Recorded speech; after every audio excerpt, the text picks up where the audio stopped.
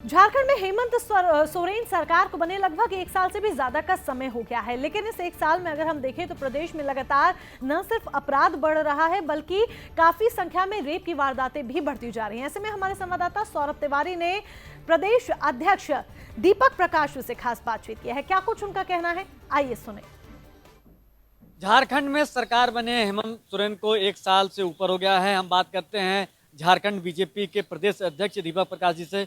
दीपक जी, एक साल का कार्यकाल हेमंत सोरेन ने पूरा कर लिया है, लगातार रेप की घटनाएं बढ़ रही हैं, इस पर क्या कहेंगे आप?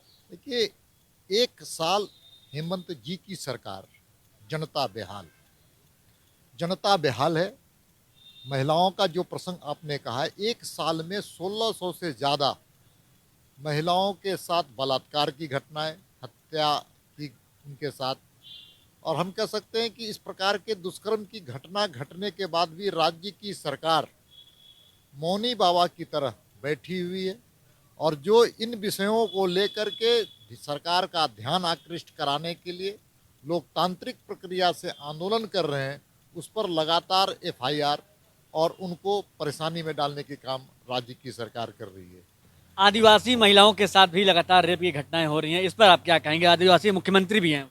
आदिवासी के नाम पर वोट बटोरने वाले, जनता को दिग्भ्रमित करने वाले मुख्यमंत्री हेमंत सोरेन जी ना आदिवासी के हैं, ना अनुसूचित जाति के हैं, ना सर्व समान समाज के लिए हैं। वो तो सिर्फ अपने परिवार और कुर्सी के लिए ही इस प्रकार का नाटक रचने का काम कर रहे हैं। क्या लगता है कि हेमंत सोरेन की सरकार 5 साल का कार्यकाल पूरा कर पाएगी?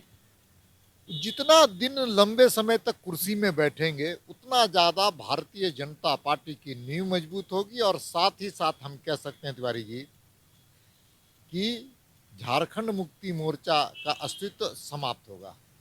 एक सवाल ये भी है कि आप राज्यसभा के सांसद हैं, तो किसान और सरकार के बीच जो बातचीत हो रही है, बातचीत सफल नहीं हो पा रही है, किसानों से क्या अपील करना चाहेंगे आप?